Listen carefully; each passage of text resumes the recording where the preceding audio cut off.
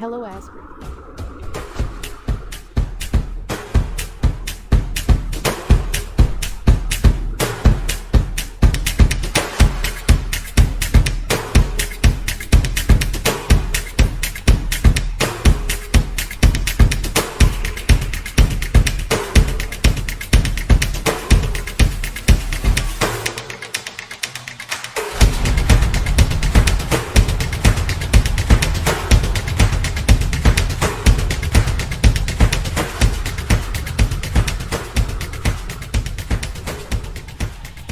हे बच्चा लोग, welcome back again in Edugrown. I hope आप सब लोग अच्छे और सेफ होंगे।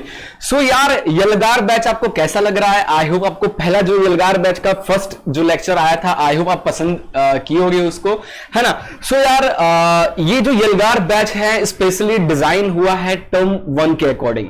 सीबीएसई ने जो नया सिलेबस जारी किया है, टर्म 1 का जो एग्जाम होगा, मतलब एग्जाम को इस बार टर्म 1 और टर्म 2 पार्ट में डिवाइड किया गया है। टर्म 1 में एमसीक्यू क्वेश्चंस आएंगे, एसेशन रीजनिंग एमसीक्यू आएंगे और केस स्टडी एमसीक्यू आएंगे। ये सब चीजें आने वाली है और हम इसी के बेस्ड पे यार ये पूरा यलगार बैच आप लोगों के लिए फ्री ऑफ कॉस्ट यूट्यूब पे लॉन्च करने जा रहे हैं, ठीक है? सो यार, आज अपन इस वीडियो में एसिड बेस एंड सॉल्ट पढ़ने वाले हैं, केमिस्ट्री का second chapter. First chapter I hope आपने पढ़ लिया होगा, एमसीक्यू क्वेश्चन की प्रैक्टिस कराया था, वो भी आपने देख लिया होगा। नाउ अभी इस लेक्चर में वन शॉट वीडियो में बनाने जा रहा हूं एसिड बेस एंड सॉल्ट पे, वो भी जो न्यू सिलेबस है, जो डिलीटेड पार्ट है उसको छोड़ के जो चीजें आ रही हैं अपन वही चीजें यहां पे पढ़ने वाले हैं, ठीक है? और वीडियो ये खत्म होने के 1 घंटे 1.5 घंटे बाद आपको इस चैप्टर के एमसीक्यू क्वेश्चंस की प्रैक्टिस मिल जाएगी, जहां पे आप वीडियो से प्रैक्टिस कर सकते हो अच्छी तरीके से। साथ ही साथ वीडियो के डिस्क्रिप्शन में आपको एक लिंक मिलेगा, आप उस लिंक पे क्लिक करोगे तो हमारी वेबसाइट पे इस चैप्टर के कोर्स में आप पहुंच जाओगे। फ्री एनरोल करो उस कोर्स को, उसका क्विज है, क्विज देना है आपको, इसी चैप्टर से रिलेटेड कुछ एमसीक्यू क्वेश्चंस आपको मिलेंगे। अगर आप क्विज पास होते हो तो एक सर्टिफिकेट इशू होगा। जस्ट आपको वो सर्टिफिकेट को अपने फेसबुक और इंस्टाग्राम पेज पे शेयर करना है विथ हैशटैग एडुग्रोन और हैशटैग एडुग्रोन यलगार। यहां पे चल रहा होगा, आप देख सकते हो, डिस्क्रिप्शन में भी आपको डिटेल मिल जाएंगी, ठीक है? और साथ ही साथ हमारे साथ भी हमारे फेसबुक, इंस्टाग्राम या फिर आप हमें पर्सनली support@edugrown.in पे मेल कर सकते हो अपना सर्टिफिकेट। इससे क्या होगा, जो भी हमारे वेबसाइट्स पे पेड कंटेंट है, लाइक स्टडी मटेरियल हो जाए, चाहे प्रैक्टिस सेशन हो जाए, चाहे जो भी पेडेबल कंटेंट है, आपको फ्री में मिल सकता है। साथ ही साथ 100% तक का कूपन भी आपको मिल सकता है, जिसको यूज करके आप अपने काफी सारे कंटेंट फ्री ऑफ कॉस्ट में हमारी वेबसाइट से एनरोल कर पाओगे। सो ये था यलगार बैच का पावर। तो यार अब चलते हैं, चैप्टर को स्टार्ट करते हैं, ठीक है? और सबसे पहले तो जो सीबीएसई का न्यू सिलेबस आया है अपन उसको डिस्कस कर लेते हैं कि क्या क्या चैप्टर में हमें पढ़ना है। वो चीजें आज हम इस वीडियो में डिस्कस करेंगे, ठीक है? चलिए शुरू करते हैं। सो गाइज, ये है सीबीएसई का जो न्यू सिलेबस है, मैंने ओपन कर लिया है। अपन चलते हैं सीधे क्लास 10th के सिलेबस पे, है ना? ये रहा क्लास 10th का सिलेबस और आप यहां पे देख सकते हो केमिस्ट्री में चैप्टर 1, चैप्टर 2 और चैप्टर 3 पूछा जा रहा है। चैप्टर 1 तो हमने पढ़ा लिया है। नाउ चैप्टर 1 पे, चैप्टर 2 का जो नाम है एसिड बेस एंड सॉल्ट, ठीक है? इस चैप्टर में हमें क्या क्या चीजें पढ़ना है जरा ये देखते हैं। हमें यहाँ पे एसिड बेस एंड सॉल्ट के definition, their definition in terms of furnishing H+ और OH- के रिप्रेजेंट में अपने को एसिड बेस एंड सॉल्ट को समझना है। जनरल प्रॉपर्टीज, एग्जाम्पल एंड उसके यूजेस, एसिड बेस और सॉल्ट की जनरल प्रॉपर्टीज, उसका कहां यूज होता है ये हम पढ़ेंगे। कॉन्सेप्ट ऑफ पीएच स्केल का क्या कॉन्सेप्ट है, definition relating to logarithmic not required, इसको नहीं पढ़ना है हमें, ठीक है? पीएच स्केल का जस्ट अ कॉन्सेप्ट हमें पढ़ना है। इंपॉर्टेंस ऑफ, ठीक है, importance of pH in everyday life पढ़ना है, ये चीज, ओके? साथ ही साथ preparation and uses of sodium hydroxide का कहां यूज है, bleaching powder, baking soda, washing soda और प्लास्टर ऑफ पेरिस का कहां क्या यूज है। बस यही सब चीजें हमें इस चैप्टर में पढ़ना है, ठीक है? इस बार का सिलेबस इतना सा ही है। तो शुरू करते हैं चैप्टर को। आई होप यार ये सेशन आपको काफी इंटरेस्टिंग और आपके काम का ये सेशन रहेगा, है ना? कुछ देर बाद इस चैप्टर का आपको एमसीक्यू की प्रैक्टिस मिल जाएगी, उसको भी प्रैक्टिस कर लो, बस काम खत्म, पूरा तैयारी हो गई आपको इस चैप्टर की भी, है ना? और इंट्रो वीडियो में कौन सा चैप्टर किस दिन आ रहा है वो आपको डेट के साथ मिल गया होगा, तो आप इंट्रो वीडियो में जब एक शेड्यूल आता है आप पॉज करके देख सकते हो कौन सा चैप्टर किस दिन आ रहा है आपका, ठीक है? चलिए आगे चलते हैं। सो सिलेबस की अपन ने बात तो कर ही लिया है। जनरली देखा जाए तो मैक्सिमम चीजें इस चैप्टर से डिलीट नहीं हुआ, ठीक है? स्टार्ट करते हैं इस चैप्टर के इंट्रोडक्शन से। तो यहां पे इंट्रोडक्शन में सबसे पहले तो यार अपन यहां पे पढ़ने वाले हैं कि एसिड और बेसिस को पहचानते कैसे। एसिड और बेस को पहचानने के लिए एक इंडिकेटर का हम यूज करते हैं, ठीक है, इंडिकेटर का यूज करते हैं। और ये जो इंडिकेटर है ये 3 टाइप का होता है, all factory indicator, synthetic indicator और नेचुरल इंडिकेटर। देखो ये टॉपिक सीबीएसई के सिलेबस में नहीं बताया गया है, बट एक लाइन स्टार्टिंग में लिखा गया है कि H+ और OH- को लेके हैं और इंडिकेटर्स उसमें आता है। क्यों यार, इंडिकेटर्स काम कैसे करते हैं? अगर आपने मेरा प्रीवियस इस चैप्टर में मैंने डिटेल में इस चैप्टर को समझाया है, अगर आप प्लेलिस्ट चेक करोगे इस चैप्टर का आइडोग्रोन लगा के, तो आपको डिटेल में चैप्टर में समझाया हूं, आप चेकआउट कर सकते हो। तो कोई इंडिकेटर कैसे पहचानता है कि जो आपने एक सॉल्यूशन दिया है वो एसिडिक सॉल्यूशन है या बेसिक सॉल्यूशन है, कैसे पहचानता है? तो एक्चुअली जब उस इंडिकेटर को आप उस सॉल्यूशन में डालते हो तो उस सॉल्यूशन में अगर उसको H+ आयन मिलता है तो वो बता देता है कि वो एसिडिक सॉल्यूशन है, और अगर उस सॉल्यूशन में उस इंडिकेटर को OH- आयन मिलता है तो वो बता देता है कि ये जो सॉल्यूशन है वो बेसिक सॉल्यूशन है। इस तरीके से इंडिकेटर्स बताते हैं आपको कि ये जो सॉल्यूशन है वो एसिडिक है या बेसिक है, स्पेशली फॉर देयर आयंस के प्रेजेंट के अकॉर्डिंग, ठीक है। सो इतना चीज क्लियर हो गया। बहुत घुस के नहीं पढ़ेंगे क्योंकि 1 शॉट वीडियो है, अपन मेन चीजें यहां पे पढ़ते जाएंगे। अगर आपको डीप में पढ़ना है, वैसे एग्जाम पास आ रहा है तो डीप में पढ़ने की अब तो फिलहाल जरूरत नहीं है, फिर भी अगर आपके पास टाइम है, आप डीप में पढ़ना चाहते हो, तो मैंने इस चैप्टर को बहुत ही डीप में पढ़ाया है। प्लेलिस्ट आप acid base and salt class 10 एडोग्रोन से सर्च करोगे तो पूरी प्लेलिस्ट मिल जाएगी आपको, आप आराम से पढ़ सकते हो, ठीक है। चलिए आगे चलते हैं। देखो टाइप्स ऑफ इंडिकेटर्स की हमने जैसे बात किया, सबसे पहले नेचुरल इंडिकेटर्स की बात करते हैं। नेचुरल इंडिकेटर्स में हमारा लिटमस पेपर आता है, ठीक है। लिटमस पेपर हो गया, टर्मरिक हो गया, रेड कैबेज हो गया, चाइना रोज हो गया, are the example of natural indicators, ठीक है। ये अब इसमें लिटमस पेपर जो है वो आपसे सबसे ज्यादा बार पूछा जाएगा। लिटमस पेपर क्या होता है? Litmus is obtain from lichen. आपको इस तरीके से देखो, इस तरीके से ना पेड़ में काई टाइप का नहीं लगा रहता है, जैसे मशरूम पेड़ में सड़ी हुई लकड़ी में मशरूम निकलता है, this is not a mushroom, है ना। ऐसे ही बारिश के टाइम पे ना इस तरीके से पानी वाले एरिया में पेड़ों के ऊपर इस तरीके से लीचेन एक तरीके का माइक्रो ऑर्गेनिज्म है, ठीक है। इस तरीके का हमारा क्या होता है, ये जमा रहता है। ये जो है ना लीचेन, इसको क्या करते हैं, इसका मस्त इसको पीस के इसका जो भी है अच्छे से इसका रस निकाल के हम पेपर में लगा लेते हैं, है ना, पर्पल कलर का होता है। अब जब इस लीचेन को, इस पर्पल कलर को एसिड में डालोगे तो ये पर्पल कलर आपका क्या हो जाएगा, रेड कलर में कन्वर्ट हो जाएगा। और जब इस जब रेड कलर हो जाएगा फिर उसको आप बेस में डालोगे तो ये जो रेड कलर है वो किस में कन्वर्ट हो जाएगा, ब्लू कलर में। तो इस तरीके से आप बता सकते हो। तो सो देखो, अगर आपका सॉल्यूशन में एसिड है देन ब्लू लिटमस जो है वो रेड में टर्न हो जाता है, अगर बेस है तो रेड लिटमस आपका ब्लू में टर्न हो जाता है, ठीक है। सो लिटमस का फंडा समझ में आ गया। आगे हम एक फिगर देखने वाले हैं जिसमें अपन पूरी डिटेल में बात करेंगे कौन सा इंडिकेटर में क्या होता है, ठीक है। तो अपन डायरेक्ट वही देखते हैं। तो नेचुरल इंडिकेटर में लिटमस, टर्मरिक, रेड कैबेज, है ना, ये सब आ जाता है। वहीं हम टर्मरिक देखो, टर्मरिक के साथ क्या होता है, turmeric is another natural indicator. Turmeric is yellow in colour, हमें पता ही है, दिख ही रहा है फिगर में, येलो कलर का होता है। टर्मरिक सॉल्यूशन, इसका सॉल्यूशन और paper turn reddish brown with base. तो जब आप टर्मरिक को बेस में डालोगे, बेस के सॉल्यूशन में डालोगे तो ये क्या होगा, रेडिश ब्राउन कलर का कन्वर्ट हो जाएगा, तो हम समझ जाएंगे कि ये बेसिक सॉल्यूशन है। वहीं टर्मरिक को एसिड में डालोगे तो इसका कोई कलर चेंज नहीं रहेगा, येलो का येलो रह जाएगा। उसी तरीके से रेड कैबेज को, रेड कैबेज का जूस निकाल लो और इसको ओरिजिनली पर्पल कलर का आपको दिख रहा है, रेड कैबेज जो है पर्पल कलर का ओरिजिनली रहता है, इसके जूस को जो रेड कैबेज का है टर्न रेडिश कलर का हो जाएगा जब आप इसको एसिड में डालोगे, और वहीं बेस में डालोगे तो ग्रीनिश कलर का हो जाएगा, ठीक है। तो ये है रेड कैबेज का इंडिकेटर, एसिड और बेस पहचानने का, और टर्मरिक का और लिटमस का मैंने बता दिया। नाउ ऑल फैक्ट्री इंडिकेटर में चलते हैं। ऑल फैक्ट्री इंडिकेटर क्या होता है, महक से, है ना, आप बता पाओगे कोई सॉल्यूशन एसिडिक है या बेसिक है, क्लियर है। तो सबसे पहले इसमें अनियन आता है। अनियन क्या है, अनियन के पेस्ट को निकाल लो, है ना, और juice of onion loses it smell when added with base. और आपको पता है ऑनियन का स्मेल कितना अजीब सा होता है, जब उसको बेस सॉल्यूशन में डालोगे ना तो उसकी स्मेल ही चली जाएगी, महकेगा ही नहीं, है ना।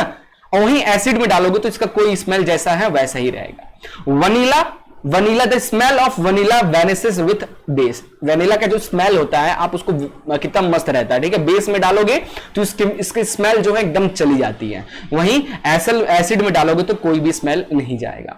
आगे हम और भी ऑल्फैक्टरी इंडिकेटर क्यों बनाया गया है, स्पेशली डिजाइन फॉर लैब में काम करने वाले जो क्या नाम है पार्टिसिपेंट, विजुअली जो चैलेंज्ड पर्सन होते हैं ना, उनके लिए जनरली ऑल्फैक्टरी इंडिकेटर है ना। अब बच्चा अंधा है तो क्या वो पढ़ नहीं सकता, क्या वो नहीं केमिस्ट्री कर सकता, ऑफ कोर्स कर सकता है, तो वो महक के बता पाएगा कोई सोल्यूशन एसिडिक है या बेस है, उसके लिए ऑल्फैक्टरी इंडिकेटर भी रखी गई है, ठीक है। आगे बात करते हैं सिंथेटिक इंडिकेटर में यहाँ पे फिनोप्थिलीन और मिथाइल ऑरेंज आता है। दोनों का काम क्या है देख लो। Phenolphthalein is a colourless liquid, है ना, फिनोप्थिलीन जो है वो एक कलरलेस लिक्विड होता है। It remain colourless with acid but turn into pink with base. तो आप एसिड में डालोगे तो उसका जैसा कलर था ना वैसा ही रहेगा, कोई चेंजेस नहीं होगा। वहीं अगर आप बेस में डालते हो फिनोप्थिलीन को तो उसका जो कलर है वो पिंक कलर का हो जाएगा, ठीक है। वहीं मिथाइल ऑरेंज जो ओरिजिनली ऑरेंज कलर का होता है, आप देख सकते हो यहां फिगर में, देखो फिनोप्थिलीन कैसा दिखता है, व्हाइट कलर का, ट्रांसपेरेंट कलर का होता है। आप एसिड में डालोगे तो ये पिंक कलर का हो जाता है। बेस में डालोगे तो कुछ एसिड में डालोगे तो कुछ नहीं होगा, बेस में डालोगे तो पिंक कलर का हो जाएगा। मिथाइल ऑरेंज को देखो तो ऑरेंज कलर का होता है, एसिड में डालोगे तो इसका कलर रेड हो जाएगा और बेस में डालोगे तो इसका कलर येलो हो जाएगा। तो ये कुछ एमसीक्यू में बच्चा लोग सीधे ये क्वेश्चन पूछे जाते हैं, है ना। सबसे पहले तो यार इस चीज को बहुत अच्छे से पढ़ लेना, है ना। एक चार्ट में दिखाता हूं, आप इसका स्नैप ले लेना, है ना। ये चार्ट है, इसका स्नैप ले लो। इसे बड़ी अच्छी तरीके से बताया गया है कि नेचुरल इंडिकेटर में like litmus, red cabbage, hydra, planet, turmeric हो गया, ठीक है। एसिडिक के साथ क्या होता है, बेसिक के साथ क्या होता है, पूरा मस्त ग्राफ है, इसका स्नैप ले लो और अच्छे से इसको याद कर लेना, क्योंकि एमसीक्यू में सीधे पूछ देगा कि फिनोप्थिलीन को अगर बेस में डालते हैं तो क्या होगा, उसका कलर रेड हो जाएगा, येलो हो जाएगा, ग्रीन हो जाएगा, पिंक हो जाएगा। तो आपको पता होगा तभी तो आप टिक मार पाओगे, है ना। तो इंडिकेटर वाले पार्ट को अच्छे से आपको पढ़ना है। आगे चलते हैं, नाउ मूव ऑन करते हैं एसिड और बेस की प्रॉपर्टीज पे, है ना। ज्यादा चीज डिटेल में इसको नहीं पढ़ेंगे। तो प्रॉपर्टीज ऑफ एसिड की बात करें तो the term acid has been derived from the Latin word acidus which means sour taste. तो जो एसिड्स होता है उसके जो टेस्ट होता है वो कैसा होता है, सोर टेस्ट होता है। वहीं बेसिस की बात करें तो बेसिस का टेस्ट करोगे तो कैसा लगेगा आपको, इसका टेस्ट आपको दैट इज बिटर टेस्ट लगेगा। बिटर यानी शोपी का टाइप का, है ना। डिटर्जेंट को कभी चाट के, साबुन को कभी चाट के उसी को कहते हैं बिटर टेस्ट, ठीक है। तो पहली प्रॉपर्टी ये होती है कि एसिड का जो टेस्ट होता है वो सॉर यानी खट्टा टाइप का होता है, बेस का जो सॉल्ट होता है वो बिटर टाइप का होता है, ठीक है। एसिड हैव सोर टेस्ट बता दिया। एसिड में क्या होता है, ब्लू लिटमस जो है वो रेड में कन्वर्ट हो जाता है, बेस में क्या होता है, रेड लिटमस ब्लू में कन्वर्ट हो जाता है। एसिड जो होता है, एसिड सॉल्यूशन में जब आप पानी मिलाते हो तो वो H+ आयन को रिलीज करता है, यानी H+ ion actually hydronium H3O+ ion, hydronium ion को रिलीज करता है। वहीं जब आप किसी बेस में पानी डालोगे तो वो OH- को रिलीज करेगा। और इसी से तो इंडिकेटर्स पकड़, यही अगर आप प्योर एसिड ले लो जिसमें पानी एक बूंद भी ना हो, आप उसमें कोई भी इंडिकेटर डाल लो, वो इंडिकेटर बता ही नहीं पाएगा कि वो सॉल्यूशन एसिड है या बेस। क्यों? क्योंकि आयंस टूटे ही नहीं, क्योंकि वो तो भाई जब HCl जो है, HCl अगर HCl फॉर्म में है, प्योर HCl है, तो ये हमारा कोई भी इंडिकेटर डालो कैसे, उसको तो H+ आयन मिलेगा ही नहीं, तो कैसे बता पाएगा। अपन पानी इसलिए डालते हैं, पानी डालने से क्या होता है, HCl जो है वो दो पार्ट में टूट जाता है, H+ और Cl-। अब आप इंडिकेटर डालोगे तो ये H+ आयन को पकड़ेगा और बता देगा कि ये एसिड है ना। तो यार प्योर एसिड को आप किसी भी इंडिकेटर से नहीं बता पाओगे कि वो एसिड है, इसलिए थोड़ा सा पानी मिलाकर ही आपको उसमें क्या करना, रिएक्शन स्टार्ट करना होगा, देन आफ्टर इंडिकेटर आप लगाओगे तब आपको मिल जाती है। ऐसे ही बेस का है, ठीक है। अब कुछ स्ट्रॉन्ग एसिड्स की बात कर ले तो HCl हो गया, hydrochloric acid, H2SO4 sulphuric acid, HNO3 nitric acid are the strongest acid माना जाता है। वहीं वीक एसिड की बात करें तो CH3C double acetic acid, oxalic acid, lactic acid दूध में पाया जाता है, ठीक है। कॉन्सेंट्रेटेड एसिड मतलब क्या होता है, कॉन्सेंट्रेटेड एसिड का मतलब जिसमें एसिड की मात्रा, एसिड का अमाउंट ज्यादा हो और पानी कम हो, उससे हम कॉन्सेंट्रेटेड एसिड कहते हैं। डाइल्यूट एसिड किसको कहेंगे, जिसमें पानी ज्यादा होगा और एसिड कम होगा। सेम यही चीज बेस में भी है, अब देखो, स्ट्रॉन्ग बेस में सोडियम हाइड्रोक्साइड, पोटेशियम हाइड्रोक्साइड और calcium hydroxide are the example of strong base. ठीक है, याद रखना, आगे सॉल्ट पढ़ेंगे तब काम आएगा। वीक बेसिस की बात करें तो NH4 अमोनियम हाइड्रोक्साइड। अब अल्कलीज क्या होता है, बहुत बार जब एसिड बेस एंड सॉल्ट पढ़ते हैं बच्चे लोग तो उसमें एक टर्म आ जाता है एल्कलीज और बच्चे हो जाते हैं कंफ्यूज। एल्कलीज क्या है, कुछ बेस है। देखो, this are the bases which are soluble in water. Base में जब पानी डाल दिया जाता है तब उसे हम अल्कलीज प्रोनाउंस करते हैं। ठीक है, example NaOH, KOH, calcium hydroxide.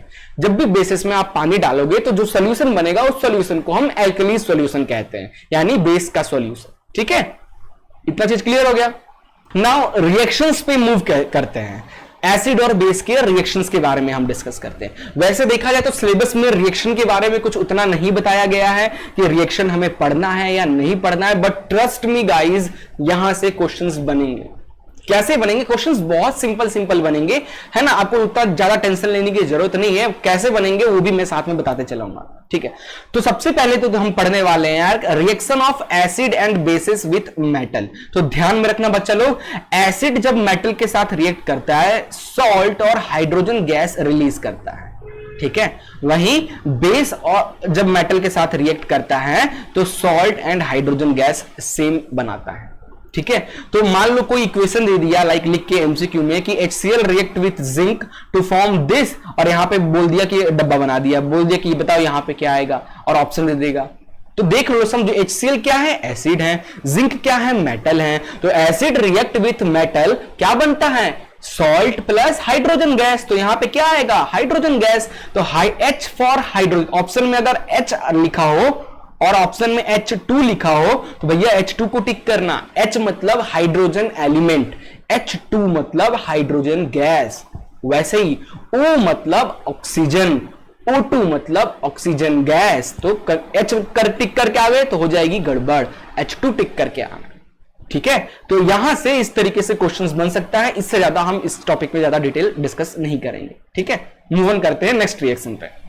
Now next जो रिएक्शन है, reaction of acids with metal carbonate और मेटल हाइड्रोकार्बोनेट के साथ क्या होता है एसिड का रिएक्शन। तो देखो ध्यान से कि मेटल कार्बोनेट या मेटल हाइड्रोकार्बोनेट के साथ जब एसिड रिएक्ट करता है तब ये सॉल्ट बनाता है, कार्बन डाइऑक्साइड और साथ में कुछ वाटर रिलीज करता है, याद रखना।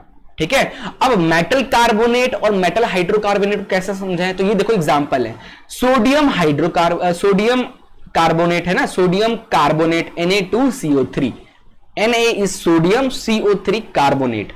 तो क्या दिख रहा है, Na इज मेटल, तो दिस इज मेटल कार्बोनेट। वहीं नीचे देखो सोडियम हाइड्रोकार्बोनेट, H लग गया, sodium hydrocar, sodium is metal यानी मेटल हाइड्रोकार्बोनेट।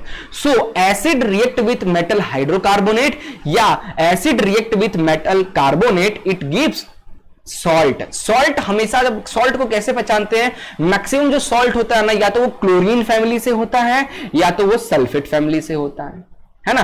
अगर आप किसी मेटल को या नॉन मेटल को HCl से रिएक्ट कराते हो, है ना, HCl वाले एसिड से रिएक्ट कराते हो तो Cl वाला सॉल्ट आपको मिलेगा। अगर H2SO4 से रिएक्ट कराते हो तो आपको सल्फेट वाला सॉल्ट मिलेगा। ये ट्रिक याद रखना, कभी जिंदगी में गलती नहीं करोगे। ठीक है, चलो ये हो गया। नाउ CO2 जो रिलीज हो रहा है, CO2 कैन बी, अभी जो CO2 यहां पे रिलीज हो रहा है इसको कैसे टेस्ट किया जा सकता है, यहां पे टेस्ट करने का ये तरीका है कि अपन क्या करेंगे, जो इस तरीके से देखो यहां पे जो CO2 बाहर निकल रहा है इसको मैं एक कैल्शियम हाइड्रोक्साइड के सॉल्यूशन में इस जो गैस को डालूंगा तो इससे क्या होगा, बुलबुला निकलेगा। अब ये जो बुलबुला बाहर निकलेगा है ना इस तरीके से, या फिर कैल्शियम हाइड्रोक्साइड जो सॉल्यूशन है ना, कैल्शियम हाइड्रोक्साइड सॉल्यूशन एकदम मिल्की व्हाइट कलर का हो जाएगा। CO2 ऐड होने से जो कैल्शियम हाइड्रोक्साइड जो ट्रांसपेरेंट कलर का होता है वो मिल्की व्हाइट कलर का हो जाएगा। अगर ऐसा हो रहा है तो हम समझ जाएंगे यार यहां पे CO2 निकल रहा है। बट अगर ज्यादा अमाउंट ऑफ CO2 उसमें ऐड करते जाओगे ज्यादा टाइम तक तो फिर से वो पहले मिल्की होगा एंड देन अगेन ट्रांसपेरेंट हो जाएगा, है ना। तो ये कुछ प्रोसेस है। वहीं हम बेसिस की बात करें तो bases do not react with metal carbonate and metal hydrocarbonate. Base react with metal carbonate and metal hydrocarbonate, no reaction. तो अगर कहीं गलती से आपको कोई क्वेश्चन दे दे एमसीक्यू में कि कोई बेस दे दे और कोई मेटल कार्बोनेट या मेटल हाइड्रोकार्बोनेट दे दे और पूछे कि भाई इधर क्या रिएक्शन प्रोडक्ट क्या बनेगा और 4 ऑप्शन दे दे और उसमें एक ऑप्शन ये भी हो कि नो रिएक्शन, तो भैया नो रिएक्शन में टिक करना, क्योंकि base does not react with metal carbonate and metal hydrocarbonate. ठीक है, काफी सारे एमसीक्यू क्वेश्चन यहां से बन सकते हैं, इनको ध्यान में रख के पढ़ना। आगे चलते हैं। अगला है यार reaction of acid base with each other. तो एसिड और बेस जब आपस में ही रिएक्ट करते हैं तो क्या होता है, ऐसे रिएक्शन को अपन न्यूट्रलाइजेशन रिएक्शन कहते हैं। क्या कहते हैं, न्यूट्रलाइज कर देना। एसिड और बेस दोनों अब आपस में मिलेंगे तो एक दूसरे को कट ऑफ करने की कोशिश करेंगे, न्यूट्रल करने की कोशिश करेंगे। तो देखो यहां पे एसिड को जब भी तुम बेस से रिएक्ट करोगे तो सॉल्ट बनेगा और साथ में वाटर बनेगा। अच्छा, अब सॉल्ट भी यहां 3 तरीके का बन सकता है। कौन सा, एसिडिक सॉल्ट बन सकता है, ठीक है, बेसिक सॉल्ट बन सकता है।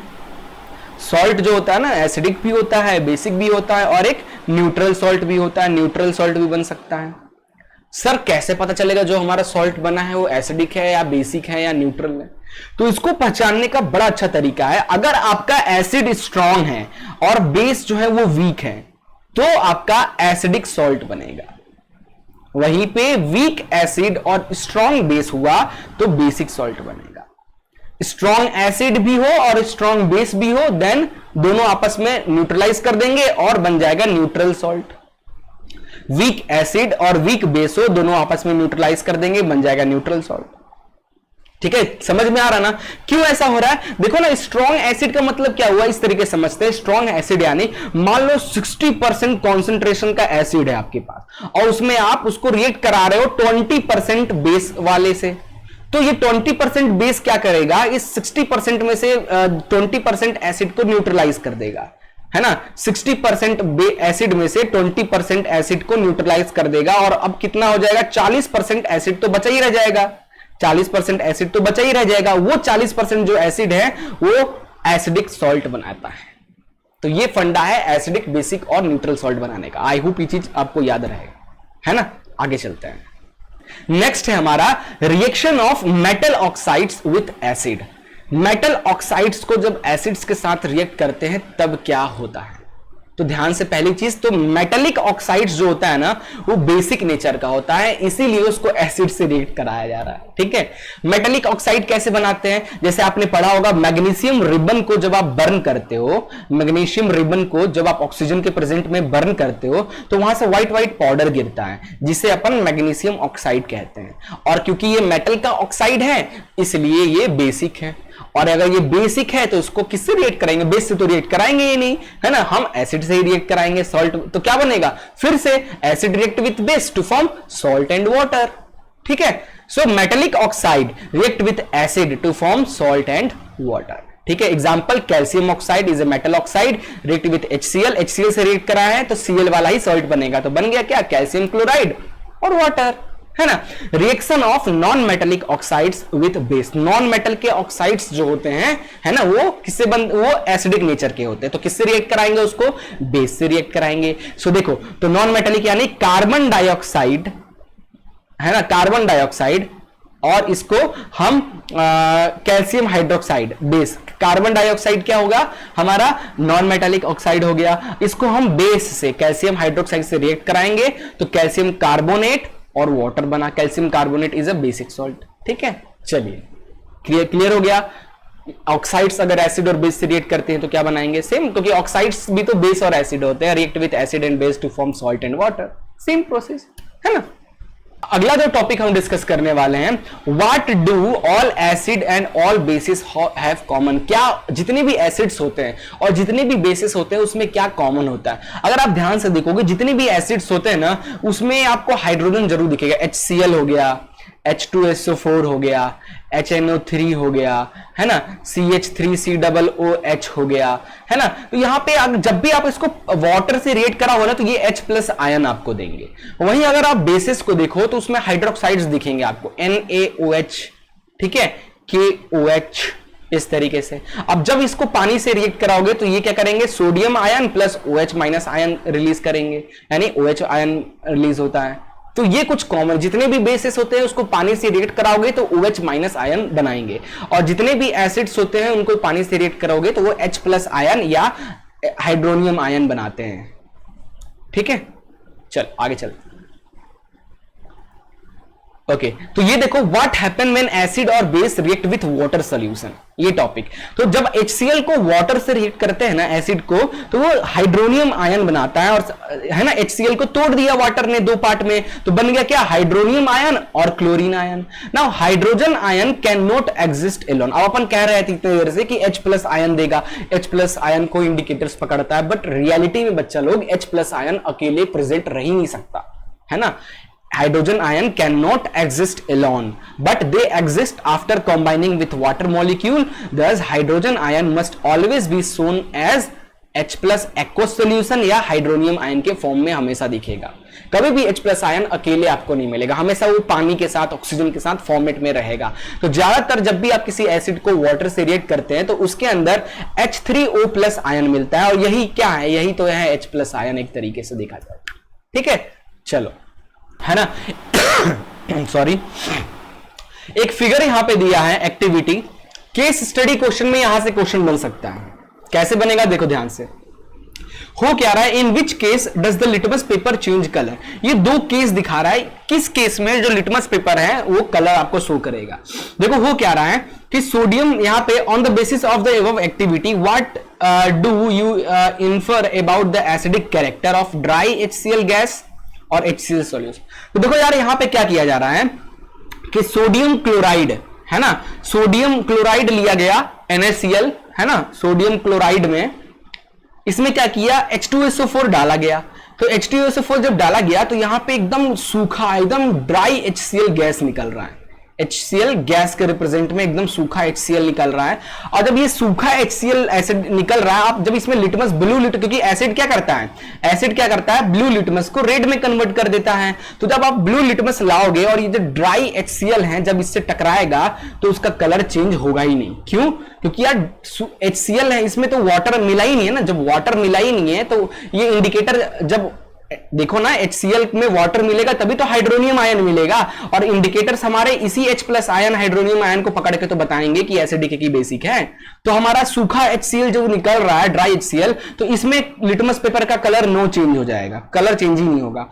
वहीं पे हम क्या करते हैं कि अगर अपने लिटमस पेपर को थोड़ा सा क्या कर ले, गीला कर दें, है ना, गीला कर दे, लिटमस पेपर को थोड़ा सा गीला कर दें, तो लिटमस पेपर में वाटर अब ये हाइड्रोजन HCl, जब ये जो सूखा HCl जो आ रहा है गैस, जब हमारे लिटमस पेपर के कांटेक्ट में आएगा, है ना, मॉइस्ट लिटमस पेपर के कांटेक्ट में आएगा, तो लिटमस पेपर में क्या है, वाटर लगा हुआ है ना। अब इसमें सूखा HCl मिलेगा तो फिर से ये रिएक्शन हो जाएगा, और H प्लस आयन जैसे लिटमस को मिलेगा वो तुरंत अपना कलर रेड कर लेगा, है ना। तो HCl सॉल्यूशन यानी HCl पानी मिला दो तो यहां पे ब्लू लिटमस रेड में चेंज हो जाएगा, ये मिलता है। अच्छा, ड्राई HCl ऐसे ही नहीं निकलता है। आप जब NaCl में जब हाइड्रोजन गैस को डालोगे तो जो HCl गैस निकलेगा उसमें कुछ वाटर का मॉइस्चर रह जाता है, तो उस मॉइस्चर को निकालने के लिए हम एक गार्ड ट्यूब का यूज करते हैं जिसके अंदर हम कैल्शियम क्लोराइड डाल देते हैं। कैल्शियम क्लोराइड क्या करता है, जो भी HCl जो गैस यहां से जाएगा ना, उस गैस में जो भी वाटर मॉलिक्यूल्स है ना उन सबको क्या करेगा, सोख लेगा, उनको शोक कर लेगा, और यहां से जो HCl निकलेगा वो बिल्कुल ड्राई HCl निकलेगा। ठीक है, एमसीक्यू में कभी कभी यहां से क्वेश्चन पूछ जाता है, गार्ड ट्यूब के अंदर क्या चीज डाला रहता है जो मॉइस्ट को सोक करता है, या फिर क्यों डाला जाता है, ऐसे पूछ देगा। तो मॉइस्ट को, जो मॉइस्चर्स हैं उनको सोक करने के लिए, और ज्यादातर कैल्शियम क्लोराइड वगैरह यूज करते हैं। ठीक है, चल उसी तरीके से अगला टॉपिक था कि बेस जब वाटर के साथ रिएक्ट करेगा तब क्या होगा। तो हमने ऑलरेडी बेस जब वाटर के साथ रिएक्ट करेगा तो क्या बनेगा, सोडियम जो मेटल है उसका आयन और हाइड्रोक्साइड, और इसी हाइड्रोसाइड जो आयन निकल रहा है इसी को तो हमारे इंडिकेटर्स पकड़ के बताएंगे कि ये बेस है कि एसिड है ना। चलो हो गया। देखो यहां कुछ इंपॉर्टेंट लाइन लिखा गया है कि all basis do not dissolve in water. ठीक है, जितने भी सारे जो बेसिस है ना वो वाटर के साथ डिसॉल्व नहीं होते हैं। And alkali is a base that dissolve in water, they are soapy in touch, bitter and corrosive होते हैं, नेवर टेस्ट और touch them as they may causes harm. ठीक है, ध्यान रखना इस चीज का, वैसे यहां से कुछ बनने वाला नहीं है। अगला टॉपिक है एसिड और बेस को डाइल्यूट कैसे करते हैं। तो यार ये बहुत अच्छा तरीका है, एसिड और बेस को डाइल्यूट करना, यानी पानी ज्यादा, एसिड और बेस में पानी डाल देना है ना, एसिड का कॉन्सेंट्रेशन कम हो जाएगा पानी ज्यादा डालोगे तो, और वो सॉल्यूशन जो है वो डाइल्यूट हो जाएगा, यही तो होता है। अब यहां पे क्वेश्चन आपसे एमसीक्यू में पूछा जा सकता है कि यार एसिड में पानी डाल डाइल्यूटिंग का प्रोसेस क्या है, किस तरीके से किसी एसिड या बेस को डाइल्यूट किया जाए। हम एसिड में पानी डाल दें या पहले पानी लें और फिर उसमें हम एसिड डालें। तो देखो भैया, ये ध्यान से देख लो, हमेशा पहले पानी लेना चाहिए और फिर उसमें एसिड डालना चाहिए, वो भी धीरे धीरे, और साथ में उसको स्टीयर भी करता रहना चाहिए, मिलाते रहना चाहिए। अगर आप एसिड लोगे पहले और उसमें फिर पानी डालोगे तो बहुत तेजी से हीट और बहुत विग्रेसली यहां पे जितना एसिड है ना उबल के इतना तेजी से बाहर उचकने लगेगा और आपके हाथ पे पड़ सकता है। तो ऐसी गलती कभी मत करना। हमेशा जब डाइल्यूटिंग का प्रोसेस में हम पहले पानी लेते हैं फिर उसमें हम एसिड या बेस को धीरे धीरे डालते हैं। The process of dissolving an acid और base in water is highly exothermic होता है, बहुत ज्यादा हीट निकलता है। Care must be taken while mixing concentrated nitric acid या sulphuric acid with water. The acid must always be added slowly to water with constant stirring करते रहना, मिलाते रहना। If water is added to concentrated acid, the heat generated may cause the mixture to splash out। Mixture बाहर splash करने, इतना तेजी से यहाँ पे रिएक्शन होगा कि जो मिक्सचर है, एसिड है, वो बाहर स्प्लैश होने लगेगा and causes burn, और आपके ऊपर पड़ेगा तो दिक्कत हो जाएगा। The glass container may also break due to excessive local heating की वजह से आपका जो ग्लास है वो जिसमें आप कर रहे हो एक्सपेरिमेंट वो फट भी सकता है। तो यार ध्यान से, हमेशा पहले पानी लोगे देन उसमें आप एसिड और बेस को वो भी धीरे धीरे डालोगे डाइल्यूट करने के लिए, ठीक है। नाउ मूव ऑन करते हैं पीएच पे। हाउ स्ट्रॉन्ग आर एसिड और बेस। पीएच क्या है? पावर ऑफ हाइड्रोजन बोला जाता है, पीएच का फुल फॉर्म होता है ना, पावर ऑफ हाइड्रोजन, ठीक है, या फिर पोटेंशियल ऑफ हाइड्रोजन, इस तरीके से भी बोला जाता है। अब ये पीएच क्या करता है? देखो पीएच स्केल पे ना, पीएच स्केल पे इस तरीके से एक तरफ से इस तरफ खूब सारे H+ आयन होते हैं और इस तरीके से H+ आयन का कॉन्सेंट्रेशन कम होता रहता है, जिसकी वजह से फिर वो यहां से 7 के बाद OH- आयन में कॉन्सेंट्रेट हो जाता है, लाइक दिस, ठीक है। सो एसिड और बेस के स्ट्रेंथ को बताने के लिए हम पीएच स्केल का यूज करते हैं। कोई एसिडिक कितना ज्यादा एसिडिक है या कोई बेस कितना बेसिक है उसको बताने के लिए हम पीएच का हेल्प लेते हैं, ठीक है। लिखा ही है, पीएच का फुल फॉर्म होता है पावर ऑफ हाइड्रोजन, है ना। एसिड में H+ आयन ज्यादा होता है ना, और बेस में H+ आयन कम होता है ना, इस तरीके से। सो ये होता कैसा है पीएच स्केल, ध्यान से देखो, यहां पे 0 से लेके पीएच स्केल 0 से स्टार्ट होता है और 14 पे खत्म हो जाता है। सेंटर पे हमारा 7 मार्क रहता है। 7 का मतलब होता है न्यूट्रल, है ना ही वो एसिडिक है ना ही वो बेस है, ठीक है। 7 का मतलब ये होता है। अगर 7 से कम है, 7 से कम यानी जितना ज्यादा कम होते जाएगा एसिडिक स्ट्रेंथ बढ़ता जाएगा, एसिडिक स्ट्रेंथ जो है इंक्रीज होता जाएगा। और 7 से जितना इस तरफ जाओगे 14 की तरफ, बेस का बेसिक कॉन्सेंट क्या होगा, बेस बढ़ता जाएगा, ठीक है। बेस का जो स्ट्रेंथ है वो बढ़ता जाएगा।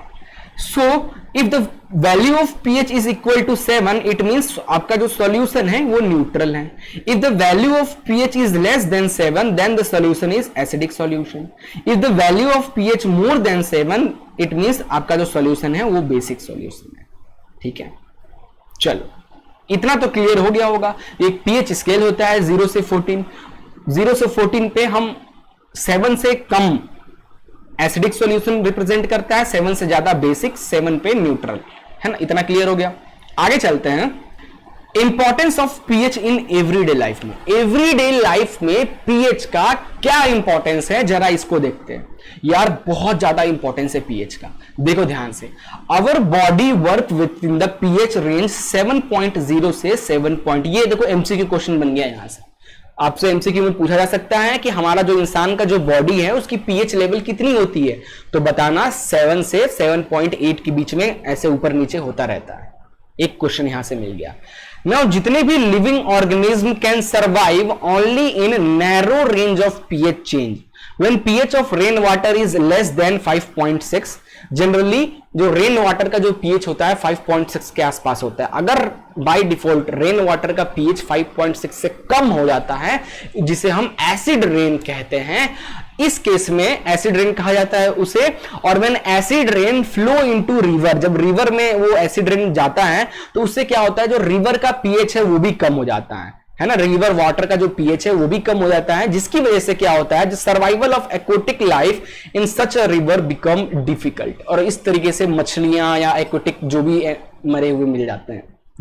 कभी देखते होंगे बहुत दिन बाद फर्स्ट टाइम जब साल का पहला जब बारिश होता है, कहते हैं उस बारिश में नहीं निकलना चाहिए, अगर गलती से भीग जाओ तो अजीब से दाने दाने शरीर पे हो जाते हैं। इसी सब चीजों का, क्योंकि इतने साल का पॉल्यूशन है ना, फिर अचानक बारिश होती है तो उस सारे पॉल्यूशन को धुल देती है, तो पॉल्यूशन कंटेन करके नीचे आती है ना, और वो काफी ज्यादा एसिडिक होता है रेन। और जब वो वाटर नदी तालाब में जाता है तो उस नदी तालाब का भी जो वाटर है उसको भी एसिडिक कर देता है। ठीक है। तो देखो होता क्या है ना कि हमारा जो लिविंग बीइंग है ना, जो इंसान है या जो भी अर्थ पे जो लिविंग बीइंग्स हैं, उनका जो पीएच 7 से 7.8 है, बहुत स्लाइटली चेंज होने पे ना अपना तबियत खराब हो जाता है।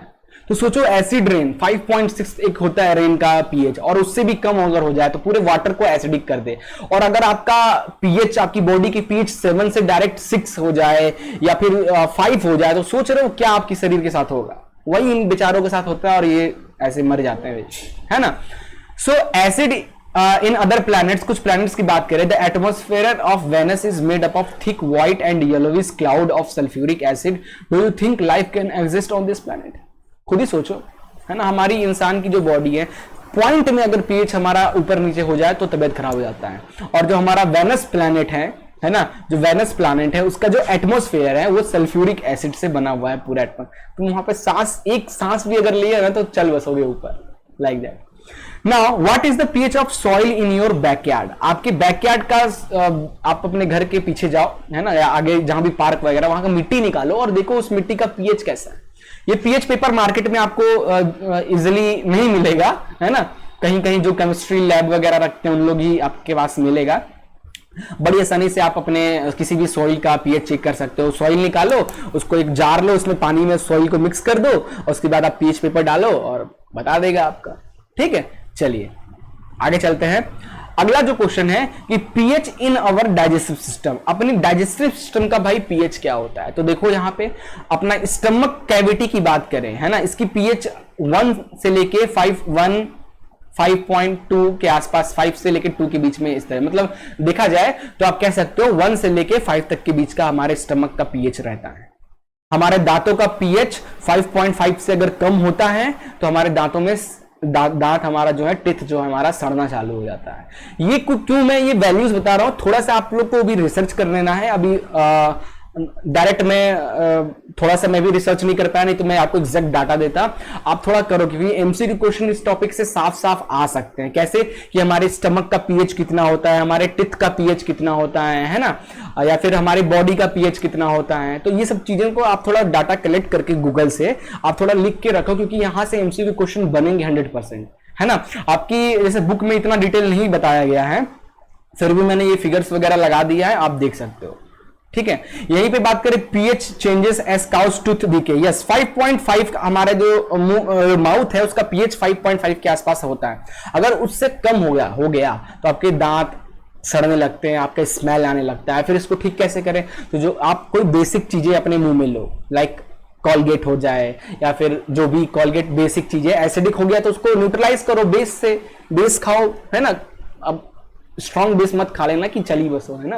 नॉर्मल बेस लाइक कॉलगेट हो गया, है ना, इस तरीके से की चीजों से आप अपने इसीलिए कहते हैं दिन में 2 बार ब्रश करना चाहिए, क्योंकि यार अपना माउथ जो है ना बहुत जल्दी एसिडिक हो जाता है, महक आने लगती है। तो दिन में 2 बार ब्रश करोगे तो आपका पीएच मेंटेन रहेगा और क्या होगा भैया, कुछ नहीं होगा, सड़ेगा नहीं दांत, है ना। नाउ इस चैप्टर का लास्ट टॉपिक चल रहा है, डेट इज सॉल्ट हम पढ़ने वाले हैं। सॉल्ट कैसे बनता है हमने ऑलरेडी डिस्कस कर लिया है। जब एसिड और बेस रिएक्ट करते हैं तब हमारा सॉल्ट बनता है। क्या है? Salt are the ionic compound which are produce after the neutralisation reaction between acid and base. Acid और बेस के बीच में जब न्यूट्रलाइजेशन रिएक्शन होता है, और जनरली एसिड बेस के रिएक्शन को न्यूट्रलाइजेशन रिएक्शन ही कहते हैं, तब सॉल्ट फॉर्म होता है। ठीक है, क्लियर हो गया। सॉल्ट आर इलेक्ट्रिकली न्यूट्रल होता है। They are number of salt but sodium chloride is the most common among them. Sodium chloride जो है वो ज्यादातर यही सॉल्ट को हम यूज करते हैं। Sodium chloride is also known as stable salt और कॉमन सॉल्ट, जिसे घर में आप खाते हो ना, वो NaCl ही रहता है। ठीक है, sodium chloride use to enhance the taste of food. ठीक है, करेक्ट सॉल्ट की कैरेक्टरिस्टिक क्या है? तो भाई most of the salt are crystalline solid, crystal form में होते हैं, है ना। सॉल्ट में भी ट्रांसपेरेंट और ओपेक कलर हो सकता है। Most of the salt are soluble, maximum जो सॉल्ट है वो पानी में इजीली घुल जाते हैं। सॉल्यूशन ऑफ सॉल्ट, अगर सॉल्ट का सॉल्यूशन बना दो तो वो इलेक्ट्रिसिटी कंडक्ट करने लगता है, पता है ये चीज, है ना। द सॉल्ट में भी सॉल्टी, सोर, स्वीट, बीटर एंड सोवरी टेस्ट कुछ भी हो सकता है। अगर एसिडिक सॉल्ट है तो सोर टेस्ट देगा, बेसिक सॉल्ट है तो बीटर टेस्ट देगा, न्यूट्रल सॉल्ट है तो नॉर्मल स्वाद देगा, है ना। न्यूट्रल सॉल्ट जो होता है वो ऑर्डरलेस होता है ना। सॉल्ट कैन बी कलरलेस और कलर्ड, दोनों होते हैं। ज्यादातर जो सॉल्ट होते हैं ना, या तो वो ब्लूइश कलर के, या तो वो ब्लू कलर के, या फिर देख लिया जाए तो रेडिश कलर के आपको ज्यादातर सॉल्ट देखने को मिलेंगे। देखो ज्यादातर सॉल्ट व्हाइट यानी कलरलेस, रेड या फिर ब्लू कलर के, ज्यादातर सॉल्ट आपको इन्हीं कलर्स में मिलेंगे। ऐसा इसलिए ब्लू कलर का जो सॉल्ट होता है ना, उसमें वो ब्लू कलर का एक्चुअली इसलिए दिखता है क्योंकि उसके अंदर वाटर के मॉलिक्यूल्स, अगर उस वाटर के मॉलिक्यूल्स को निकाल दिया जाए तो अगेन जो वो सॉल्ट है ना, वो फिर से व्हाइट कलर का हो जाएगा, कलरलेस हो जाएगा। ठीक है, फैमिली ऑफ सॉल्ट हमने ऑलरेडी डिस्कस कर लिया है कि जब HCl से कोई मेटल नॉन मेटल रिएक्ट करता है तो क्लोरीन फैमिली का सॉल्ट बनता है। H2SO4 से कोई रिएक्ट करेगा, सल्फेट फैमिली का सॉल्ट बनेगा। तो देखो sodium chloride and calcium chloride, chloride family का सॉल्ट है। Calcium chloride, calcium sulphate, calcium chloride और calcium sulphate belong to calcium family. Zinc chloride, zinc sulphate belong to zinc family. Sulphate sulphate है तो sulphate family, like that, है ना। ये उतना important नहीं है। नाउ न्यूट्रल, एसिडिक और बेसिक सॉल्ट के बारे में हमने ऑलरेडी डिस्कस कर लिया है, तो इस टॉपिक को उतना अच्छे से नहीं ध्यान देंगे, बस कुछ एग्जांपल्स के साथ हम बात करेंगे।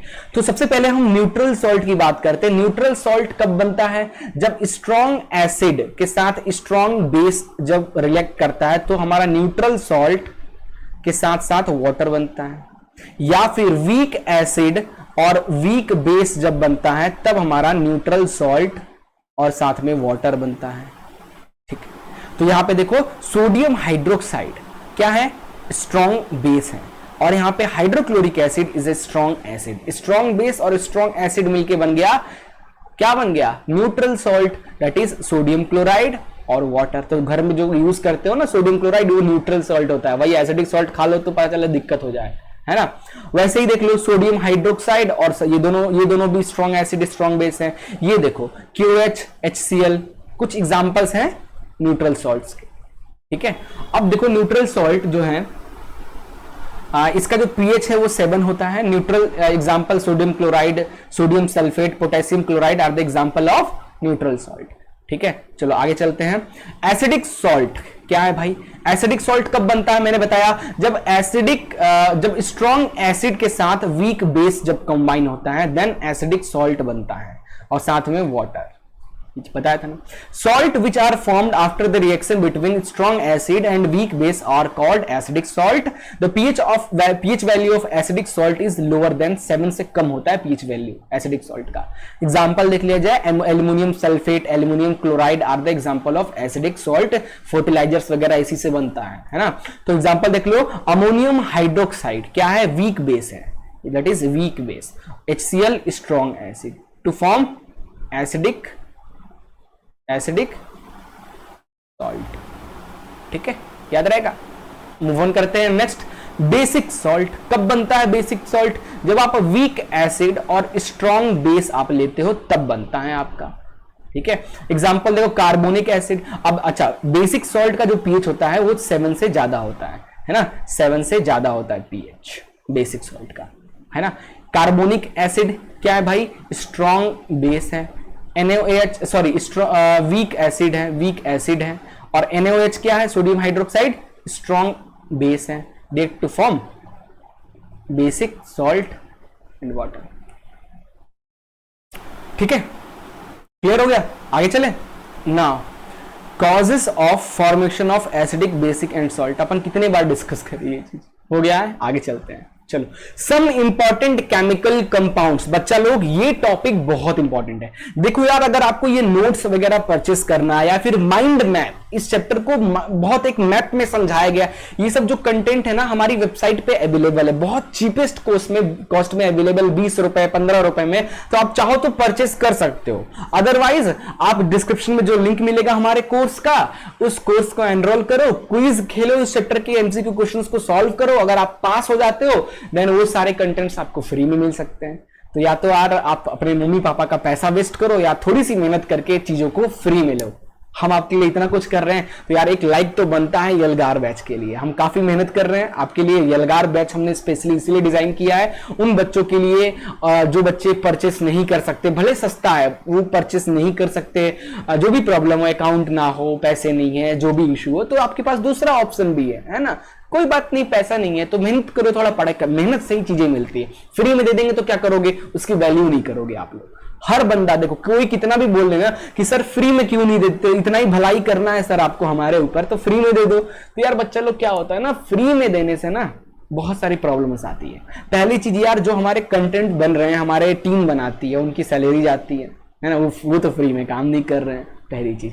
दूसरी ये चीज, अगर मैं कोई चीज फ्री में आपको दूंगा तो आप कदर नहीं करोगे। एक बार हल्का सा देखोगे, बोलोगे चल बाद में पढ़ूंगा, कल पढ़ूंगा, कल आएगा तो बोलोगे परसों पढ़ूंगा, ये प्रॉब्लम आती है। वहीं पैसे से लिए होगे ना तो नहीं यार पैसे लगाया है, काम अभी पढ़ूंगा, है ना, ये सब चीजें चलती है, ह्यूमन नेचर है, ह्यूमन फैक्ट है, क्या कर सकते हो, कोई बात नहीं। चैप्टर कंप्लीट करो, एमसीक्यू क्वेश्चंस की प्रैक्टिस करो, क्विज दो, पास हो, share your certificate with us and you get a variety of coupons, courses and more. ठीक है, चलिए। तो सम इंपॉर्टेंट केमिकल कंपाउंड्स, बहुत यहां पे सबसे पहले हम कॉमन सॉल्ट यानी सोडियम क्लोराइड के बारे में देखते हैं। सोडियम क्लोराइड के बारे में यानी NaCl। NaCl क्या होता है, हमारा pH value of sodium chloride is 7, क्योंकि ये न्यूट्रल सॉल्ट होता है, घर में इसी को यूज करते हैं, इसलिए याद करो ऐसे कि घर में खाने वाला चीज एसिडिक होगा नहीं, बेसिक होगा नहीं, न्यूट्रल ही होगा, है ना। टेबल सॉल्ट भी जिसे कहा जाता है, याद रखना। टेबल सॉल्ट इसलिए कहते हैं तो यार डाइनिंग टेबल पे नहीं रखा जाता सॉल्ट की डिब्बी, तो उसके अकॉर्डिंग नाम दे दिया गया है। Now important chemical from sodium chloride से क्या है, अब देखो सोडियम क्लोराइड से बहुत कुछ बनाया जा सकता है। कैसे कैसे बनाया जा सकता है, क्या बनता है, ये जरा देखते हैं। तो देखो, अगर आप सोडियम क्लोराइड में थोड़ा सा पानी मिला दोगे तो बन जाएगा सोडियम हाइड्रोक्साइड और क्लोरीन और हाइड्रोजन, जिसका आप देखो अब देखो सोडियम हाइड्रोक्साइड का यूज कहां पड़ता है, क्लोरीन का यूज और हाइड्रोजन का यूज कहां कहां करता है, अब ये देखो यूजेस पड़ते हैं। तो हाइड्रोजन जो निकल रहा है, हाइड्रोजन गैस जो निकल रहा है, इसको आप फ्यूल में यूज कर सकते हो, रॉकेट फ्यूल में, है ना, मैरीन में, मेकिंग अमोनियम फर्टिलाइजर वगैरह भी बनाया जाता है इससे। वहीं जो क्लोरीन गैस निकल रहा है, आप वाटर ट्रीटमेंट में, पीवीसी मैन्युफैक्चरिंग में, डिसइंफेक्ट, सीएफसी, पेस्टिसाइड्स वगैरह में यूज कर सकते हो। और जो आपका सोडियम हाइड्रोक्साइड निकल रहा है, आप इसको डीग्रेसिंग ऑफ मेटल, डीग्रेसिंग ऑफ मेटल यानी मेटल के ऊपर जो जैसे ग्रीस आ जाता है ना, कहीं पे हाथों में आपके अगर ऑयल लग जाए, ग्रीस लग जाए, तो फिर आप पानी से धोगे तो नहीं हटेगा, चिकनाहट रहेगा ही, या फिर कहीं ग्रीस लग जाए तो उसको हटाने के लिए हम सोडियम हाइड्रोक्साइड यूज करते हैं, यानी साबुन है एक तरीके से देखा जाए, है ना, सोप। तो सोप बनाने में, डिटर्जेंट बनाने में यूज करते हैं इन सब चीजों का। बहुत इंपॉर्टेंट है इनका यूजेस, याद रखना। आगे चलते हैं। ब्लीचिंग पाउडर देखो कैसे बनता है, ये था ना सिलेबस में है। Bleaching powder that is calcium, है ना, ब्लीचिंग पाउडर। तो देखो कि कैसे बनता है। तो bleaching powder is also known as chlorine of lime, lime के क्लोरीन को कहा जाता है। इट इज सॉलिड और yellowish white in colour. Bleaching powder can easily identified by strong smell of chlorine. Chlorine का अलग ही अजीब सा स्मेल होता है ना, ब्लीचिंग पाउडर कहते हैं। ठीक है, नाउ अब ये बनता कैसे है ब्लीचिंग पाउडर, तो देखो सॉल्ट लाइम में CaOH2 कैल्शियम हाइड्रोक्साइड में जब आप क्लोरीन मिलाते हो तब बन जाता है आपका ब्लीचिंग पाउडर और साथ में कुछ वाटर निकलता है। अभी सॉल्ट लाइम कैसे बनता है, पिछले प्रीवियस चैप्टर में आपने पढ़ा था कैसे बनता है कि जब आप कैल्शियम ऑक्साइड में, है ना, यानी लाइम वाटर, लाइम में, क्विक लाइम में चूना पत्थर में पानी मिलाते हो, तब ये बन जाता है क्या, कैल्शियम हाइड्रोक्साइड और साथ में वाटर। अब इस कैल्शियम हाइड्रोक्साइड में अगर क्लोरीन ऐड कर दो तो बन जाता है ब्लीचिंग पाउडर और साथ में वाटर। ठीक है, the aqueous solution of bleaching powder जो होता है वो बेसिक इन नेचर होता है, याद रखना। The term bleach means removal of colour, colour को कहीं कपड़े में कलर लग जाए, है ना, व्हाइट कपड़े में कलर लग जाए तो उस कलर्स को रिमूव करने में ज्यादातर हम यूज करते हैं। Bleaching powder is often used as bleaching agent की तरह। इट वर्क बिकॉज ऑक्सीडाइज, ये क्या करता है, उस कलर्स को या फिर जो भी गंदगी है उसको ऑक्सीडाइज करता है और वो इजिली चीजें निकल जाती है ना। ब्लीचिंग पाउडर का और कहां यूज करते हैं, देखो bleaching powder is used as disinfect to clean, water को क्लीन करने में यूज करते हैं। मॉस रिमूवर, यानी देखते मॉस यानी यार कभी कभी देखिए हो जैसे कोई आप बाल्टी वगैरह आप नल के नीचे रखा रहता है, आप कहीं घर चले जाते हो एक हफ्ते के लिए, उसके बाद आते हो तो बाल्टी या आपका जग है उसमें अजीब सी चिकनाहट आ जाती है ना, that is type most remover के लिए यूज करते हैं। वीड किलर के लिए भी यूज करते हैं। थोड़ा सा ब्लीचिंग पाउडर कॉकरोचों पे डाल दो तो चल बसेंगे, है ना। आगे देखते हैं, bleaching powder is used for bleaching of cotton textile industry, bleaching of wood pulp in paper industries में यूज करते हैं। Bleaching powder is used as oxidising agent in many industries में, एज ऑक्सीडाइजिंग एजेंट यूज करते हैं such as textile industry, paper industries में, है ना। तो याद रखना ब्लीचिंग पाउडर कैसे बनता है ना। मान लो एमसीक्यू क्वेश्चन कैसे बन सकता है, या तो यूजेस से एमसीक्यू क्वेश्चन पूछ सकता है, या फिर ऐसे दे देगा कि यार ब्लीचिंग पाउडर कैसे बनेगा, ऐसा डब्बा दे देगा प्लस क्लोरीन दे देगा और यहां पे बोल देगा calcium OCl2 bleaching powder plus H2O, बोलेगा बताओ किससे क्लोरीन को रिएक्ट करेंगे ब्लीचिंग पाउडर बने, तो यहां पे ऑप्शन दे देगा ऐसे 4, ऐसे बन सकता है। या फिर कैल्शियम हाइड्रोक्साइड और Cl2 लिख देगा और पूछेगा बताओ यहां पे क्या बन रहा है ना। तो एमसीक्यू क्वेश्चंस बनेंगे, ध्यान से रखना। आगे चलते हैं, baking soda, sodium hydrocarbonate, sodium hydrocarbonate, ठीक है। ये कैसे बनता है सर, तो देखो baking soda is another important product which can be obtain using by product of chlor alkali process से बनाया जाता है, याद रखना ये बहुत इंपॉर्टेंट है। बेकिंग सोडा जो है क्लोर एल्कली प्रोसेस से बनाया जाता है। The chemical name of baking soda is sodium hydrocarbonate और सोडियम बाइकार्बोनेट भी कहा जाता है। Bread soda, cooking soda, bicarbonate soda, sodium bicarb of soda, simply bicarb इसे बोला जाता है। Some other name of baking soda है ये सब, ठीक है।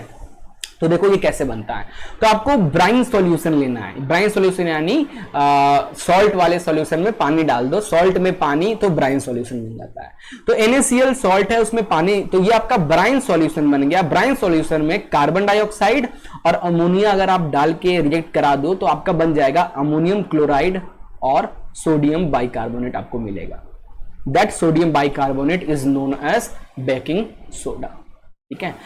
Now in this process calcium carbonate, है ना, calcium carbonate is used as the source of CO2 and resultant calcium oxide is used to recover ammonia from ammonium chloride, ठीक है। चलो आगे हैं, सोडियम बाइकार्बोनेट का यूज कहां करते हैं, इसका यूजेस से इंपॉर्टेंट क्वेश्चंस बनते हैं। Sodium bicarbonate is white crystalline solid but it appear in fine powder, इस तरीके से देख रहे हो फोटो में कितना फाइन पाउडर रहता है। Sodium hydrogen carbonate is amphoteric in nature, amphoteric मतलब ये जो पाउडर है ये एसिडिक और बेसिक दोनों की तरह रिएक्ट करता है, ठीक है। Sodium hydrogen carbonate is sparingly soluble in water. Thermal decomposition of sodium hydrogen carbonate, thermal decomposition heat की वजह से। Baking soda is heated, it decompose into sodium carbonate, ठीक है, कार्बन डाइऑक्साइड और वाटर। अब ये देखो सोडियम आपको बेकिंग सोडा जो है इसको हीट करोगे जो आपका सोडियम बाइकार्बोनेट बना है इसको अगर आप हीट करते हो तो क्या बन जाएगा, ये फिर से सोडियम ऑक्साइड और कार्बन डाइऑक्साइड बन जाएगा। दिस रिएक्शन को ही अपन डिहाइड्रेशन रिएक्शन कहते हैं, ठीक है, याद रखना। बेकिंग सोडा को जब हम हीट करते हैं तो वो सोडियम हाइड्रोक्साइड और CO2 निकालता है, इसी को अपन क्या कहते हैं, डिहाइड्रेशन रिएक्शन, याद रखना। यूजेस क्या क्या है और क्या इसकी यूजेस क्या है बेकिंग सोडा का। Baking soda is used in making baking powder, baking soda का यूज बेकिंग पाउडर बनाने में करते हैं, which is used for cooking में ज्यादातर यूज करते हैं बेकिंग पाउडर का। Baking soda is used as antacid का यूज करते हैं, एंटा एसिड जैसे यूज करते हैं, एंटा एसिड मतलब जैसे कोई मधुमक्खी वगैरह काट देता है ना, तो हमारा मधुमक्खी वगैरह में क्या है, एसिड है उसके डंक में, तो हमारा एसिड होता है जिसकी वजह से बहुत जलने लगता है, तो अपन उस पर कोई बेस लगा लेते हैं, यानी बेस लगाते हैं इसलिए ताकि उस एसिडिक को काटे, तो उस एसिड को काटना यानी एंटा एसिड, है ना। तो अपन वहां पे हम क्या करते हैं, बेकिंग सोडा को लगा लेते हैं तो काम हो जाता है। Baking soda is used in toothpaste में भी यूज करते हैं, है ना, ताकि हमारे माउथ की जो एसिडिक जो बन जाता है हमारे माउथ में, उस एसिडिक को न्यूट्रलाइज करने के लिए। Baking soda is used in cleaning ornaments, silver से बना हुआ जो ऑर्नामेंट्स होता है उसको क्लीन करने में, चमका होता है ना सिल्वर, कुछ दिन में कोरोजन होने की वजह से ब्राउनिश कलर का होता है, तो उसको ब्लीचिंग पाउडर बेकिंग सोडा में अच्छे से दगड़ के धो दो तो एकदम चमक जाएगा, ठीक है। Since sodium hydrogen carbonate gives carbon dioxide and sodium oxide as strong heating, thus this is used for fire extinguisher. तो देखो जब हम बेकिंग सोडा को हीट करते हैं, हीट गर्म करते हैं, तो ये सोडियम हीट करते हैं तो कार्बन डाइऑक्साइड बनता है, और कार्बन डाइऑक्साइड बड़ा अच्छा है किसी फायर एक्सटिंग्विशर में यूज करने के लिए, बहुत बेस्ट रहता है, ऑक्सीजन को कट ऑफ करेगा और आपकी आग बुझ जाएगी, है ना, वहां पे यूज करते हैं इसका। इसी में एक आएगा कि बेकिंग पाउडर कैसे बनाते हैं। तो बेकिंग पाउडर के लिए क्या होता है कि आप जो आपका सोडियम हाइड्रो का बेकिंग सोडा को जब आप हीट करते हो तो क्या बनता है, सोडियम कार्बोनेट बनता है और साथ ही साथ कार्बन डाइऑक्साइड और वाटर। तो ये जो सोडियम कार्बोनेट है, baking powder is the mixture of baking soda and mild edible acid, है ना। बेकिंग सोडा, तो जो बेकिंग सोडा है जो आपका सोडियम हाइड्रोकार्बोनेट है, उसमें आप क्या करो, टर्टरिक एसिड को थोड़ा सा मिला दोगे तो आपका बन जाता है क्या, सोडियम टर्टरेट, जिसे अपन बेकिंग पाउडर कहते हैं। ऐसा क्यों करते हैं सर, खाने में अपन डायरेक्ट बेकिंग सोडा यूज नहीं करते हैं। अगर आप अपने ध्यान से, अगर आप घर में अपनी मम्मी से पूछोगे ब्रेड में, है ना, या फिर जहां भी यूज करते हैं बेकिंग, वहां पे अपन ध्यान देना बेकिंग पाउडर का यूज करते हैं, सोडा का यूज नहीं करते हैं। क्यों सर, ऐसा क्यों? और अगर कहीं पे कोई बेकिंग सोडा का यूज कर रहा है ना, तो उसमें कुछ एसिडिक चीजें जरूर मिल जाता है ना, नींबू का रस या टर्टरिक एसिड या विनेगर यूज जरूर करता होगा।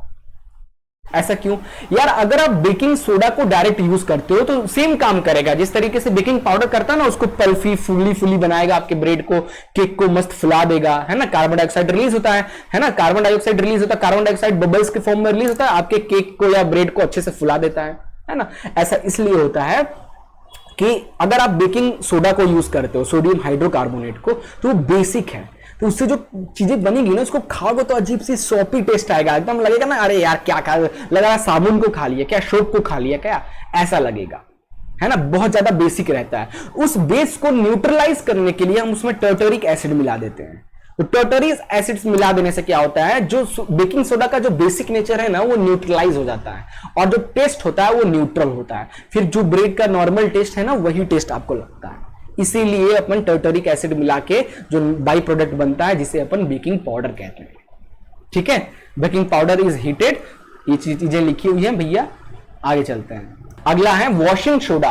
वॉशिंग सोडा जिसे हम सोडियम कार्बोनेट भी कहते हैं, कैसे बनता है? वॉशिंग सोडा का यूज हम लोग वॉशिंग मशीन में एज ए डिटर्जेंट यूज करते हैं, कपड़े को धोने वगैरह में, है ना। कैसे है? Sodium carbonate is manufactured by the thermal decomposition of sodium hydrogen carbonate obtain bye Solvay process से किया जाता है। याद रखना प्रोसेस का नाम सॉल्वे प्रोसेस। अब देखो क्यों, इसमें क्या करते हैं हम, NaCl को कार्बन डाइऑक्साइड, अमोनिया और वाटर के साथ मिला देते हैं, तो ये बन जाता है अमोनियम क्लोराइड और सोडियम बाइकार्बोनेट, यानी बेकिंग सोडा बन गया। अब इस बेकिंग सोडा को जब आप हीट करते हो तो ये बन जाता है कार्बन डाइऑक्साइड, वाटर और सोडियम कार्बोनेट, है ना। अब इस सोडियम कार्बोनेट में जब आप वाटर मिलाओगे, 10 मॉलिक्यूल्स ऑफ वाटर मिलाओगे, तो सोडियम कार्बोनेट, है ना, बनेगा। Na2CO3 10 molecule. देखो यहां से MCQ क्वेश्चन बनता है ना। ऐसे आ जाएगा कि वॉशिंग सोडा का फॉर्मूला क्या है, वॉशिंग सोडा का फॉर्मूला क्या है, तो ऐसे लिख के आ जाएगा Na2CO3 डॉट कितना H2O, है ना, और ऑप्शन दे देगा 10H2O, 5H2O, 6H2O, 7H2O। तो भैया पता होगा तब तो यहां पे बताओ कि यहां पे 10H2O आएगा। तो फॉर्मूला याद रखना, बेकिंग सोडा का फॉर्मूला, बेकिंग पाउडर का फॉर्मूला, वॉशिंग सोडा का फॉर्मूला, ब्लीचिंग पाउडर का फॉर्मूला, ये सब MCQ क्वेश्चन में पूछा जाएगा। ये याद नहीं होगा तो नहीं कर पाओगे, तो अच्छे से पढ़ते चलना, ठीक है। यूजेस की बात किया जाए, it is used in cloth cleaning में, डिटर्जेंट, केक पाउडर वगैरह बनाने में, परमानेंट हार्डनेस को रिमूव करने में, ग्लास और पेपर इंडस्ट्रीज में इनका यूज करते हैं ज्यादातर, ठीक है। अब क्रिस्टल ऑफ सॉल्ट, ये टॉपिक पढ़ने की जरूरत नहीं, जैसे हमने बताया था कोई सॉल्ट ब्लू कलर का क्यों दिख रहा है, क्योंकि उसके अंदर वाटर के मॉलिक्यूल्स है। अगर हम हीट करके उस वाटर मॉलिक्यूल्स को निकाल दें देन वो सॉल्ट अगेन व्हाइट कलर का हो जाएगा, ठीक है, कलरलेस, यही है crystal of. Now plaster of Paris, last topic, plaster of Paris. Formula बहुत इंपॉर्टेंट है, एमसीक्यू में सीधे पूछ देता है, ठीक है। तो देखो ध्यान से, ऑन हीटिंग जिप्सम, जब जिप्सम को 373 केल्विन पे हीट करते हो, एमसीक्यू क्वेश्चन बन गया यहां से कि जिप्सम को कितने टेंपरेचर पे हीट करते हैं, तो 373 केल्विन पे जब जिप्सम को हीट करोगे तो इट लॉसेस वाटर मॉलिक्यूल, उसके अंदर जितने भी वाटर मॉलिक्यूल्स हैं वो हट जाएंगे and become calcium sulphate hemihydride, calcium sulphate into half molecule of water कहेगा, और इसी को अपन प्लास्टर ऑफ पेरिस कहते हैं। इसका यूज कहां है, प्लास्टर में यूज करते हैं, ऐसे स्टैचूज बनाने में, टिथ का शेप बनाने में, इन सब का यूज करते हैं। तो देखो जिप्सम, जिप्सम का फॉर्मूला क्या होता है, कैल्शियम सल्फेट, कैल्शियम ये ना हमारा ये चूना से बना, कैल्शियम सल्फेट में 2 मॉलिक्यूल्स ऑफ वाटर रहता है, जिप्सम कहते हैं। इसको जब आप हीट करोगे तो ये 2 मॉलिक्यूल्स ऑफ वाटर हट जाएगा, है ना, और ये बन जाएगा कैल्शियम सल्फेट और हाफ मॉलिक्यूल ऑफ वाटर, इसी को कहते हैं प्लास्टर ऑफ पेरिस। अब क्योंकि वाटर इसमें कम है